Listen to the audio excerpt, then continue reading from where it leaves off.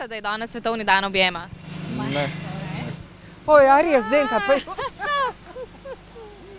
Po nekaterih priporočilih potrebujemo na dan za preživetje 4 objeme in kar 8 za normalno življenje.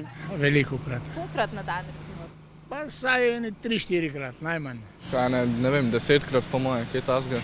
Objem je pravzaprav način neverbalne komunikacije, ki jo lahko delimo med ljudmi, ki so nam blizu. Z objemom res tisto neko čustvo pokažeš, pa vsi se radi crkljamo, no. Ni samo otroci, starejši, vsi, no. Zato da delimo ljubezen. V pristnem iskrenem objemu se velikokrat počutimo varne, nekateri pa v njem vidijo veliko več. Pomembno je, ne? Da se prenaša toplota z enega na drugega. Ne? Vnučko svojo objamem, prav čutim, ali zeta, ne, ko jo imam rada. Mi kar stojimo en čas objeti in to je lepo, ne vem. Moja energija dobra, k njemu gre njegova. Številne raziskave kažejo, da objem lahko zmanjšuje tudi stres. Začnejo se sproščati določeni pozitivni hormoni, kot je recimo oksitocin, dopamin v možganih in niža se raven kortizola, ki mu pa ponavadi oziroma zelo radi rečemo tudi stresen hormon. Česar zagotovo nista vedeli brhki policistki, ki sta odklonili objem mimoidočega.